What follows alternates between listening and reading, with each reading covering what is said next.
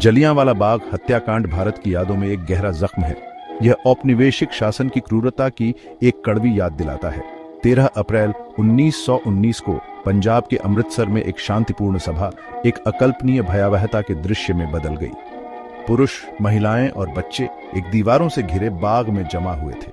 वे बैसाखी मनाने के लिए वहां थे, जो एक महत्वपूर्ण वसंत त्योहार है। वे दमनकारी नए कानूनों का विरोध करने के लिए भी वहां मौजूद थे। लेकिन ब्रिटिश इंडियन आर्मी ने इस सभा को अलग तरह से देखा। उस दिन उनके कामों की गूंज इतिहास में सुनाई देने वाली थी, जो ब्रिटिश नियंत्रण से भारत की आजादी के संघर्ष के भविष्य को आकार देने वाली थी। अमृतसर में वह दिन भी बाकी दिनों की तरह ही शुरू हुआ था। यह शहर संस्कृति और परंपरा से जीवंत था। लोग बैसाखी के त्योहार का बेसब्री से इंतजार कर रहे थे। फिर भी हाल की राजनीतिक घटनाओं के कारण तनाव की एक लहर मौजूद थी। औपनिवेशिक सरकार ने ऐसे कानून बनाए थे जिनसे नागरिक स्वतंत्रता में कटौती की गई थी। इन कानूनों का पूरे भारत में व्यापक असंतोष के साथ सामना हुआ। पंजाब में यह असंतोष खास तौर पर मजबूत था। जलियांवाला बाग में जमा होना इसी शांतिपूर्ण प्रतिरोध का एक प्रदर्शन था। वहां जमा हुए लोगों को क्या पता था कि उनके शांतिपूर्ण विरोध का सामना इतने क्रूर बल से किया जाएगा, जो उस जगह को हमेशा के लिए एक गहरी त्रासदी स्थल के रूप में चिह्नित कर देगा। वह बाग, जलियांवाला बाग, एक बंद जगह थी। इसके चारों ओर ऊंची दीवारें थीं और अंदर आने जाने के लिए बहुत कम संकरे रास्ते थे। इस भौगोलिक विशेषता ने उन घटनाओं में एक दुखद भूमिका निभाई जो सामने आई। जब सैनिक पहुंचे तो ये संकरे रास्ते मौत के जाल बन गए। लोगों ने खुद को घिरा हुआ पाया। गोलियों से बचने का कोई रास्ता नहीं था। एक सामुदायिक सभा का शांतिपूर्ण माहौल कुछ ही पलों में बिखर गया। जश्न की आवाजों की जगह डर की चीखों और गोलियों की लगातार आवाज ने ले ली। एक सभा स्थल से कत्लेआम के मैदान में यह बदलाव ही जलियांवाला बाग को इतिहास का एक विशेष रूप से दर्दनाक अध्याय बनाता है। यह घटना सिर्फ हिंसा की कोई अकेली घटना नहीं थी। यह ब्रिटिश उत्पीड़न और भारतीय जीवन की उपेक्षा का प्रतीक बन गई। क्रूरता के विशाल पैमाने, निहत्थे नागरिकों पर हमले की निर्मम प्रकृति ने पूरे देश और दुनिया में सदमे की लहरें भेज दी। इसने औपनिवेशिक शक्ति की कठोर वास्तविकता को उजागर किया। जलियांवाला बाग हत्याकांड ने भारतीय स्वतंत्रता आंदोलन की प्रकृति को मौलिक रूप से बदल दिया। इसने आजादी हासिल करने के एक नए संकल्प को हवा दी, यह स्पष्ट करते हुए कि स्वशासन केवल एक राजनीतिक आकांक्षा नहीं, बल्कि भारत के लोगों के लिए एक नैतिक आवश्यकता थी। पहला विश्व युद्ध हाल ही में समाप्त हुआ था। भारत ने ब्रिटिश युद्ध प्रयासों में महत्वपूर्ण योगदान दिया था। कई भारतीयों को इनाम के तौर पर ज्यादा राजनीतिक स्वतंत्रता की उम्मीद थी। हालांकि ब्रिटिश सरकार की योजनाएं कुछ और थीं। अधिक स्वायत्तता देने के बजाय उसने अपने नियंत्रण को मजबूत करना चाहा।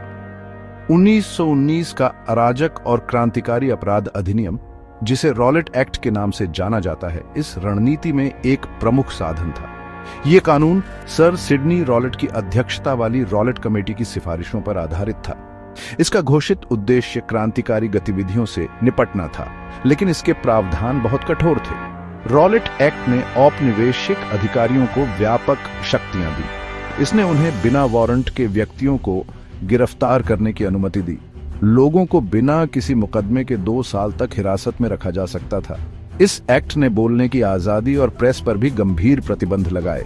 हेबियस कॉर्पस, जो गैरकानूनी हिरासत के खिलाफ एक मौलिक कानूनी अधिकार है, प्रभावी ढंग से निलंबित कर दिया गया था। इन उपायों का पूरे भारत में भारी विरोध हुआ। भारतीय नेताओं ने इस एक्ट को विश्वासघात के रूप में देखा।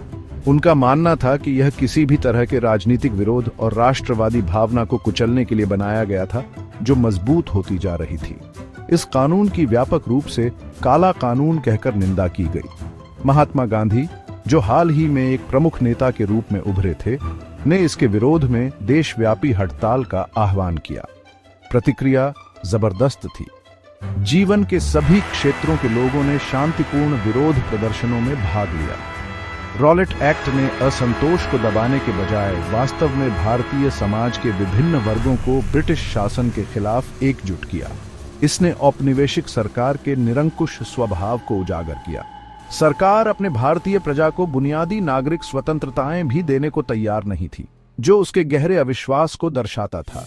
रॉलेट एक्ट के लागू होने से डर और गुस्से का माहौल बन गया। इसने भारतीय जनता और ब्रिटिश अधिकारियों के बीच और टकराव की जमीन तैयार कर दी। ये एक्ट न्याय और उचित प्रक्रिया से एक बुनियादी इनकार का प्रतिनिधित्व करता था। इसे भारतीय लोगों का अपमान माना गया, जिन्हें लगा कि उनके साथ अपने ही देश में दोयम दर्जे के नागरिकों जैसा व्यवहार किया जा रहा है। अन्याय की इस गहरी भावना ने स्वशासन की इच्छा को और बढ़ावा दिया। रॉलेट एक्ट के खिलाफ विरोध प्रदर्शन इस बात का स्पष्ट संकेत थे कि भारतीय अब इस तरह के दमनकारी उपायों को चुपचाप सहन करने को तैयार नहीं थे और दुखद टकराव की भूमिका तैयार हो चुकी थी। अमृतसर पंजाब का एक प्रमुख व्यापारिक और धार्मिक केंद्र रॉलेट एक्ट के खिलाफ विरोध का केंद्र बिंदु बन गया। शहर में राजनीतिक सक्रियता की एक मजबूत परंपरा थी। अमृतसर के लोग नए दमनकारी कानूनों से विशेष रूप से उत्तेजित थे। दो स्थानीय नेता डॉ सैफुद्दीन किचलू और डॉ सत्यपाल इन शांतिपूर्ण विरोधों में सबसे आगे थे। डॉ किचलू एक मुस्लिम बैरिस्टर थे और डॉ सत्यपाल एक हिंदू डॉक्टर। उनकी एकता स्वतंत्रता संग्राम में अंतर सामुदायिक सद्भाव का प्रतीक थी, एक ऐसा पहलू जो ब्रिटिश प्रशासन को चिंतित करता था। लेफ्टिनेंट गवर्नर माइकल ओडवायर के नेतृत्व में पंजाब में औपनिवेशिक अधिकारी किसी भी तरह के विरोध को दबाने के लिए दृढ़ थे। ओडवायर ने विरोध प्रदर्शनों को ब्रिटिश सत्ता के लिए एक चुनौती के रूप में देखा। उन्होंने अमृतसर में नेताओं के खिलाफ कड़ी कार्रवाई करने का फैसला किया। 10 अप्रैल 1919 को डॉ किचलू और डॉ सत्यपाल को गुप्त रूप से गिरफ्तार कर लिया गया। उन्हें अमृतसर से एक अज्ञात स्थान पर निर्वासित कर दिया गया। लोकप्रिय नेताओं की यह मनमानी गिरफ्तारी बढ़ते असंतोष को शांत करने के लिए एक सोचा समझा कदम था। हालांकि इसका उल्टा असर हुआ, जिससे शहर में स्थिति और भड़क गई। गिरफ्तारियों की खबर अमृतसर में तेजी से फैली। प्रदर्शनकारियों की एक बड़ी भीड़ अनायास ही इकट्ठा हो गई। वे अपने नेताओं की रिहाई की मांग करने के लिए डिप्टी कमिश्नर के आवास की ओर मार्च करने लगे। विरोध शुरू में शांतिपूर्ण था, हालांकि पुलिस ने बल प्रयोग किया। उन्होंने निहत्थे भीड़ पर गोलियां चलाईं, जिसमें कई लोग मारे गए। इस पुलिस फायरिंग ने प्रदर्शनकारियों को और ज्यादा गुस्सा दिलाया। भीड़ के कुछ हिस्सों ने ब्रिटिश स्वामित्व वाले बैंकों और सरकारी इमारतों पर हमला करके जवाबी कार्रवाई की। दुखद रूप से हिंसा की इन जवाबी कार्रवाइयों में कुछ यूरोपीय भी मारे गए, जिससे संकट और बढ़ गया। अमृतसर में स्थिति तेजी से बिगड़ गई। शहर को प्रभावी ढंग से सेना को सौंप दिया गया। ब्रिगेडियर जनरल रेजिनाल्ड डायर को व्यवस्था बहाल करने के लिए लाया गया। उन्होंने तुरंत सार्वजनिक समारोहों और आवाजाही पर सख्त प्रतिबंध लगा दिए। अमृतसर में माहौल बेहद तनावपूर्ण हो गया। रॉलेट एक्ट के खिलाफ शुरुआती शांतिपूर्ण विरोध अब सरकारी दमन और जनता के गुस्से के चक्र में फंस गया था। 10 अप्रैल की घटनाओं ने गिरफ्तारियों और उसके बाद की हिंसा के साथ एक बारूद का ढेर बना दिया था। इसी तनावपूर्ण माहौल में कुछ ही दिनों बाद जलियांवाला बाग में वह दुर्भाग्यपूर्ण सभा हुई। 13 अप्रैल 1919 बैसाखी का दिन था, जो पंजाब में सिखों और हिंदुओं के लिए एक महत्वपूर्ण धार्मिक और सांस्कृतिक त्योहार था। यह पंजाबी नववर्ष और वसंत की फसल का प्रतीक था। अमृतसर और आसपास के गांवों से हजारों लोग शहर में उमड़ पड़े। कई लोग स्वर्ण मंदिर गए, जो सिखों का सबसे पवित्र तीर्थ स्थल है, प्रार्थना करने के लिए। दोपहर में एक बड़ी भीड़, जिसका अनुमान 15,000 से 20,000 लोगों के बीच था, जलियांवाला बाग में जमा हुई। यह सार्वजनिक बाग एक जाना माना मिलन स्थल था। कुछ लोग बैसाखी मनाने के लिए वहां थे, जबकि अन्य हालिया गिरफ्तारियों और रॉलेट एक्ट का शांतिपूर्वक विरोध करने आए थे। जलियांवाला बाग एक बड़ी खुली जगह थी, मोटे तौर पर आयताकार, जो चारों ओर से इमारतों की ऊंची दीवारों से घिरी हुई थी। इसमें प्रवेश और निकास के लिए केवल कुछ संकरे रास्ते थे। इनमें से अधिकांश संकरे रास्ते बड़ी भीड़ के लिए तेजी से निकलना मुश्किल बनाते थे। शांतिपूर्ण सभा से अनजान ब्रिगेडियर जनरल रेजिनाल्ड डायर ने उन्हें सबक सिखाने का फैसला किया था। उन्होंने पहले सार्वजनिक सभाओं पर प्रतिबंध लगाने की घोषणा जारी की थी, लेकिन बाग में कई लोग या तो इस आदेश से अनजान थे या उन्हें विश्वास नहीं था कि इसे इतनी बेरहमी से लागू किया जाएगा, खासकर त्योहार के दिन। लगभग 4:30 बजे जनरल डायर 50 राइफलमैन और मशीन गनों से लैस 2 बख्तरबंद गाड़ियों के साथ जलियांवाला बाग पहुंचे। हालांकि बख्तरबंद गाड़ियां मुख्य रास्ते के संकरा होने के कारण बाग में प्रवेश नहीं कर सकी। डायर ने अपने सैनिकों को मुख्य प्रवेश द्वार पर तैनात किया, उसे प्रभावी ढंग से बंद कर दिया। भीड़ को तितर बितर होने की कोई चेतावनी दिए बिना उन्होंने अपने सैनिकों को गोली चलाने का आदेश दिया। सैनिकों को भीड़ के सबसे घने हिस्सों में गोली चलाने का निर्देश दिया गया था। फायरिंग लगभग 10 से 15 मिनट तक लगातार जारी रही और तभी रुकी जब गोला बारूद लगभग खत्म हो गया था। भगदड़ और अफरा तफरी मच गई। पुरुषों, महिलाओं और बच्चों सहित निहत्थे नागरिक फंस गए थे। ऊंची दीवारों ने भागने से रोक दिया और संकरे निकास द्वार भगदड़ के दृश्य बन गए। कई लोगों ने गोलियों से बचने के लिए बाग के अंदर स्थित एक कुएं में कूद गए, केवल डूबने या कुचल जाने के लिए। अन्य लोग गोलियों की निरंतर बौछार से मारे गए। सैनिकों ने लगभग 1650 राउंड फायर किए। यह अकल्पनीय आतंक और क्रूरता का दृश्य था। जनरल डायर नरसंहार को देखते रहे, ये सुनिश्चित करते हुए कि उनके आदेशों को क्रूर दक्षता के साथ पूरा किया जाए। बैसाखी का त्योहारी माहौल मौत की बदबू और घायलों की चीखों से बदल गया। सेक्शन 5, अनदेखे जख्म, क्रूरता की कीमत का हिसाब। जलियांवाला बाग में फायरिंग के फौरन बाद का मंजर भयानक था। जमीन मृतकों और मरते हुओं से पटी पड़ी थी। आधिकारिक ब्रिटिश आंकड़ों में कहा गया कि 379 लोग मारे गए और लगभग 1200 घायल हुए। हालांकि भारतीय राष्ट्रीय कांग्रेस सहित भारतीय सूत्रों ने मरने वालों की संख्या कहीं ज्यादा, शायद 1000 से ऊपर बताई और कई और घायल हुए। हताहतों की सही संख्या शायद कभी निश्चित रूप से ज्ञात नहीं होगी।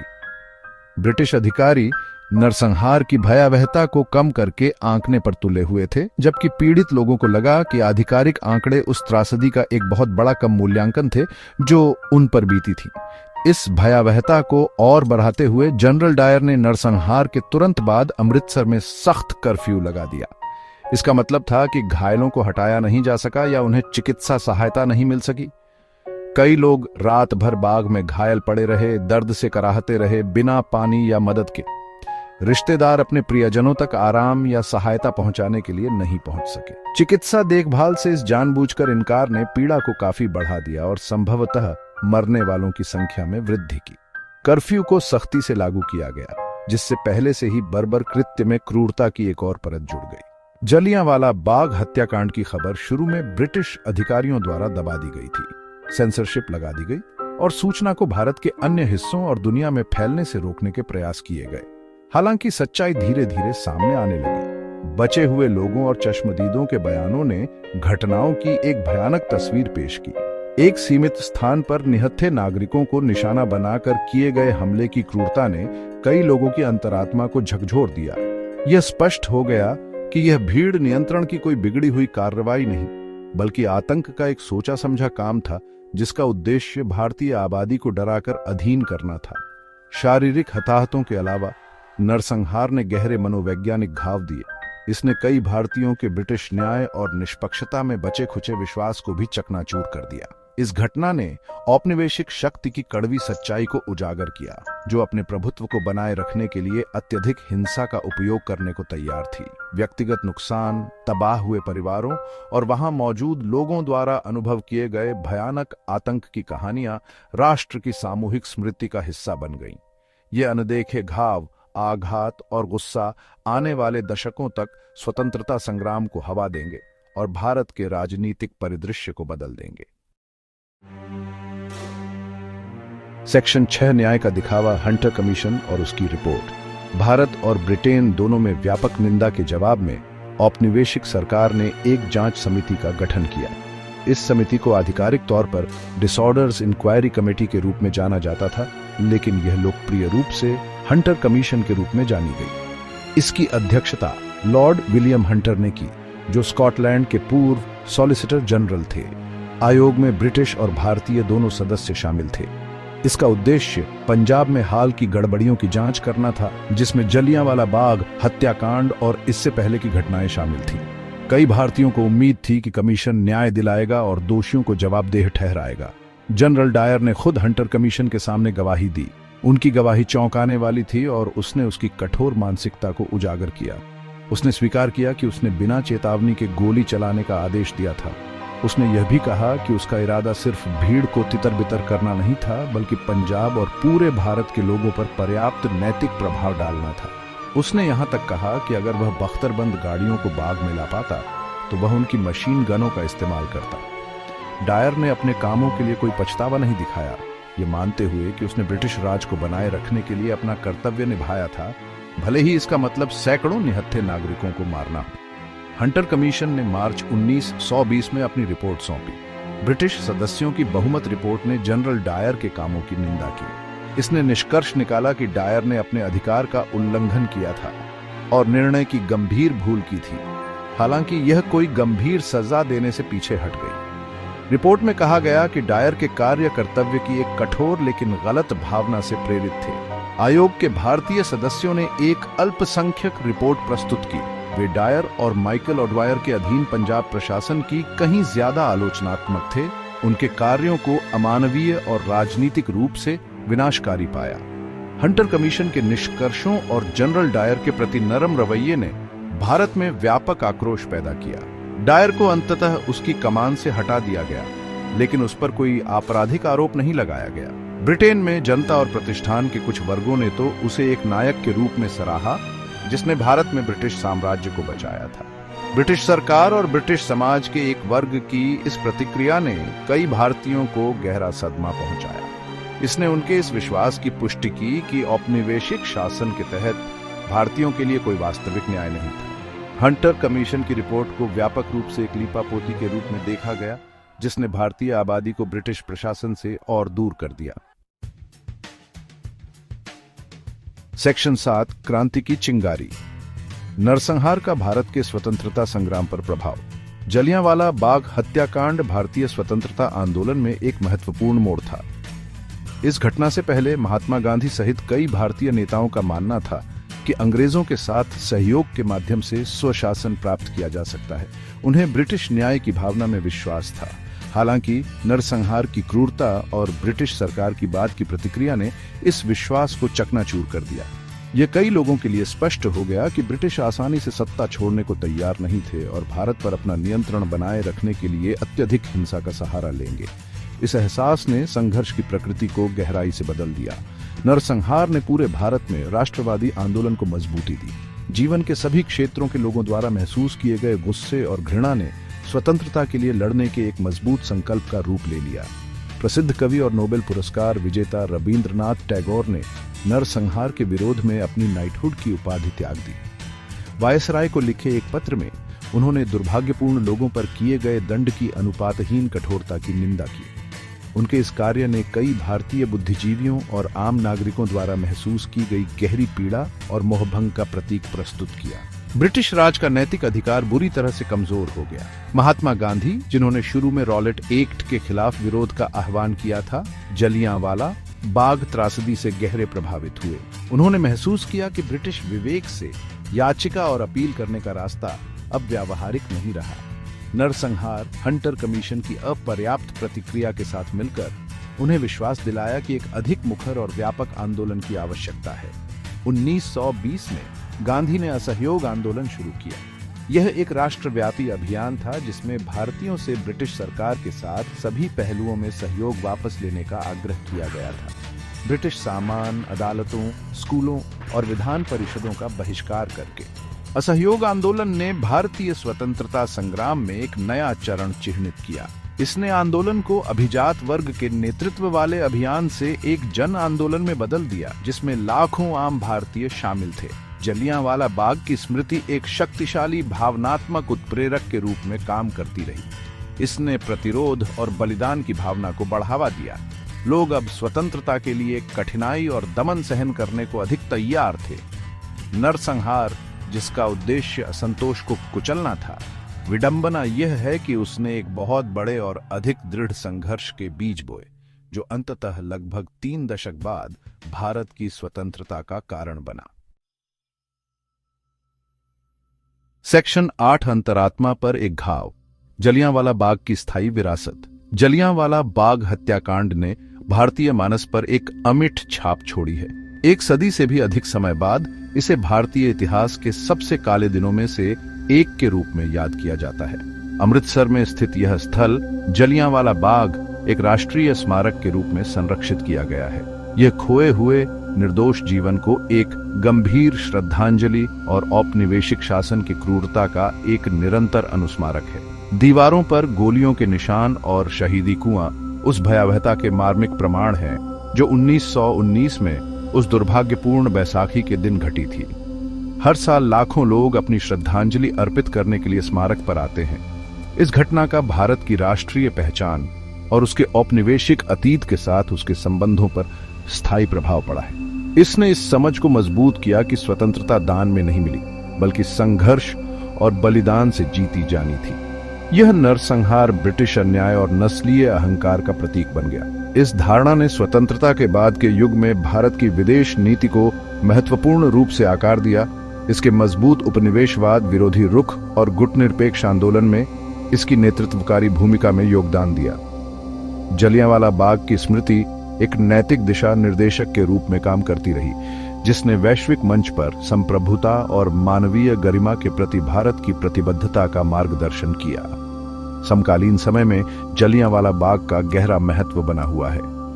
यह अनियंत्रित राज्य शक्ति के खतरों और मानवाधिकारों और नागरिक स्वतंत्रता की रक्षा के महत्व के बारे में एक सबक के रूप में कार्य करता है। नरसंहार की कहानी पूरे भारत के स्कूलों में पढ़ाई जाती है, यह सुनिश्चित करते हुए कि आने वाली पीढ़ियां देश की आजादी के लिए दिए गए बलिदानों को समझें। यह उन आम लोगों की हिम्मत को उजागर करता है जिन्होंने भारी बल के सामने भी अन्याय के खिलाफ विरोध करने का साहस किया।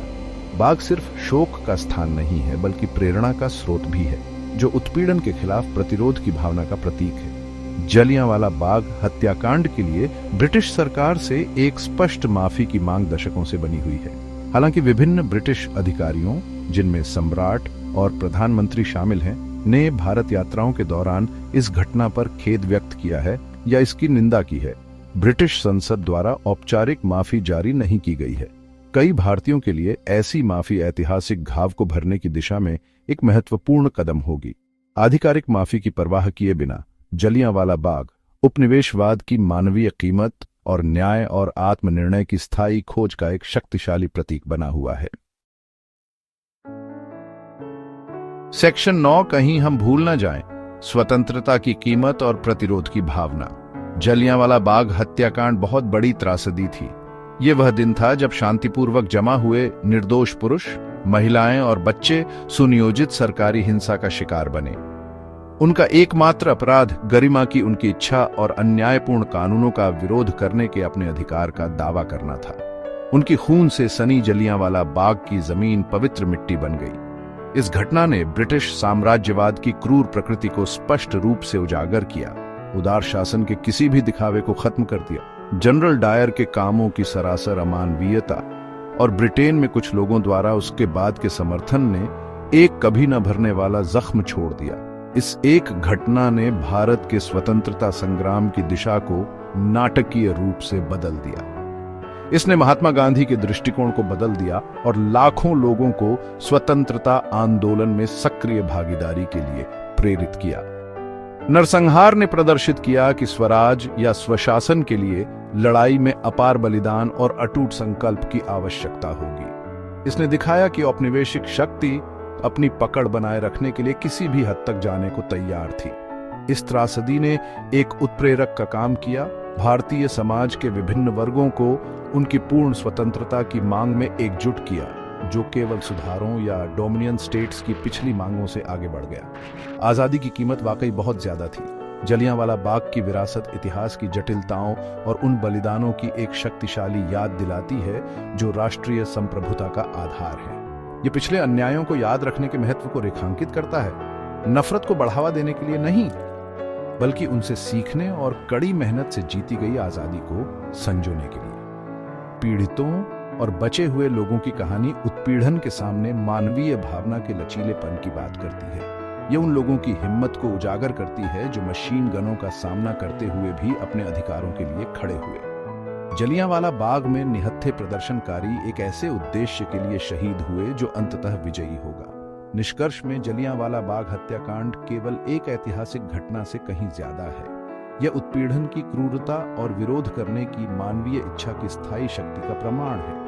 यह एक ऐसा अध्याय है जिसे हर भारतीय और वास्तव में हर जागरूक वैश्विक नागरिक को याद रखना चाहिए। 1919 में उस बैसाखी के दिन की गोलियों की गूंज आज भी सुनाई देती है, जो हमें अहिंसा के मूल्य, मानव जीवन की पवित्रता और उस अटूट भावना की याद दिलाती है जिसने भारत की स्वतंत्रता के लिए संघर्ष किया। बाग आज न केवल एक अंधकारमय अतीत के स्मारक के रूप में खड़ा है, बल्कि आशा की किरण और न्याय की अटूट खोज का प्रतीक भी है।